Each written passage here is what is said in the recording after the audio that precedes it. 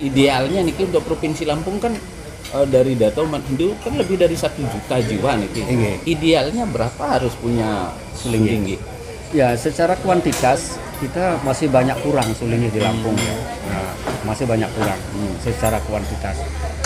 Secara kualitas kita perlu ada sulingnya yang secara kuantitas mencukupi, tetapi berkualitas juga.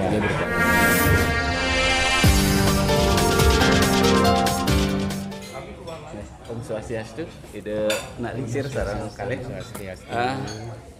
Om Swastiastu, pemirsa DGS TV dimanapun berada, pada kesempatan kali ini saya sudah bersama Ketua dan Wakil Ketua Dharma Upepati yang terpilih tadi malam di acara Lokesabel ke-9 PHDI Provinsi Lampung. Nah, saya akan berbincang-bincang dengan Ide Resi dan dengan Ide Pandita Punate Jelantik.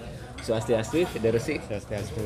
Ide Resi, Puniki, semalam kan sepertinya acara Lokesabel ini berjalan sangat-sangat lancar, Luar gitu. biasa, ya. Luar biasa, tidak ada istilahnya hal-hal yang berarti lah yang terjadi kan saat ini. Kembali ide niki kan terpilih kembali dados Ketua Dharma Upepati untuk Provinsi Lampung. Sepenapi pendapat ide sini.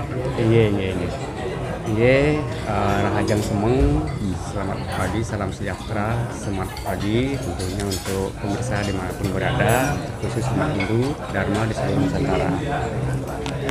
Ini masalah terpilihnya kembali, ini yang kedua kali ya, sebagai Dharma Upepati atau Ketua Paruman Pandita Parisada Hindu Dharma Indonesia Provinsi Lampung.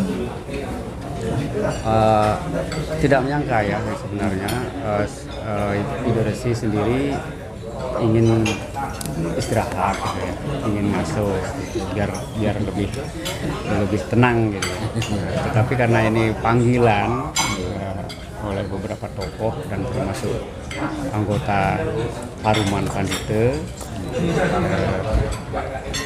diminta untuk ngayah bersama-sama Ide Empu dan pandita yang lainnya, ya tetap harus ngayah demi agama, demi umat, demi negara dan bangsa, sesuai dengan tujuan kita bersama. Jadi dengan terpilihnya kembali ya setengkara kita bersyukur juga ada kesempatan untuk ngayah ya, dalam artian untuk pelayanan umat di segala bidang, khususnya di Upakara ya, khususnya di Upakara yang semalam sudah kita bicarakan. Kita punya PR ya, kita punya PR bersama-sama dari semua kelembagaan umat Hindu untuk kedepannya mengadakan program-program pelatihan, penataran, asraman dan lain-lain, apalah itu. Yang penting tujuannya adalah untuk mensosialisasikan sastra-sastra khususnya Upakara Banten yang tidak harus mulut gitu dan lain sebagainya. Tetapi kita harus melestarikan Upakara sesuai dengan sumber sastranya yang jelas, sehingga tidak ada lagi kebingungan. Nah, itu khususnya di Upakara. Nah, kedua khususnya di bidang etika dan estetika, kepanditaan dan kepinanditaan itu harus disosialisasikan lagi ke umat, khususnya calon-calon sulinggih, calon-calon juru mangku dan lain sebagainya, agar tahu etika, hak dan wewenang kemampuan itu. Itu yang harapan kita ke depan, kita buat program pembelajaran, penataran dan lain-lain. Berarti sampun wenten lah program istilahnya untuk kedepannya ini untuk pembinaan pinandite kan kita pembinaan serati sampun itu maksudnya.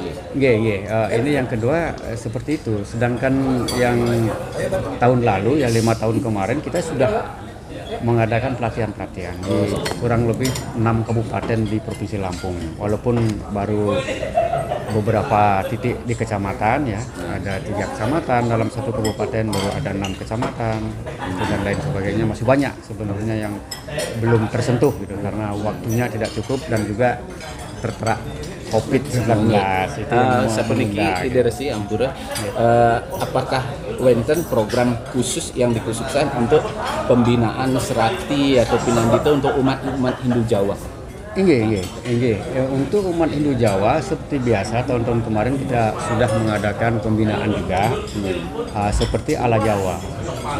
Khusus sesajinya atau pekaranya itu kita mempersilahkan sesuai dengan warisan adilukung budaya adatnya. Persilakan, hanya saja kami tambahkan sesuai dengan sastranya, makna dan filosofi. Nah itu harus sesuai dengan sastra gitu, sehingga nanti tidak ada simpang siur dan lain-lain. Ya, sapunapi kembali niki tugas niki yang kadi Dersi ini merupakan satu kewajiban atau satu beban niki? Iya. Kalau kewajiban sudah pasti ya, sebagai Sulinggi sudah pasti untuk memberi senter atau sinar suci, atau memberi penerangan kepada umatnya. Jangan ada bahasa Sulinggi hanya sekedar mukut saja, tidak, tapi harus memberi pencerahan, penerangan agama, ya, memberi dharma wacana, memberi penjelasan-penjelasan dan lain sebagainya. Banyak hal yang perlu harus dikerjakan. Ini bukan hanya beban berat juga ya. Kalau beban berat semua hidup pasti memiliki beban berat. Tapi ini kewajiban untuk memberi pembinaan sebagai Sulinggi. Apalagi kita sebagai ketua atau Dharma Bupati Provinsi Lampung dan anggotanya yang berjumlah 11 anggota, ya sangat-sangat harus siap ya. Harus siap melaksanakan kewajiban itu. Ya, sapuniki idealnya niki untuk Provinsi Lampung kan dari data umat Hindu kan lebih dari 1 juta jiwa niki. Idealnya berapa harus punya Sulinggi? Ya, secara kuantitas kita masih banyak kurang Sulinggi di Lampung ya. Masih banyak kurang secara kuantitas. Secara kualitas kita perlu ada Sulinggi yang secara kuantitas mencukupi, tetapi berkualitas juga. Makanya kita turun ke umat-umat untuk memberi penjelasan agar membuat atau menunjuk atau syarat rekomendasi untuk Sulinggi sesuai dengan aturan ya, selama ini sudah berjalan walaupun banyak masih kekurangan yang perlu diluruskan. Itu kita ke depan akan bergandeng tangan dengan berbagai lembaga keagamaan yang itu ya, termasuk pusat nanti kita undang supaya akan lebih menguatkan dan lebih mantap adanya. Sukses Dersi ini penjelasannya mugi sami rahayu midap wonten tambahan saking wakil ketua Dharma Bupati Ngraris ini.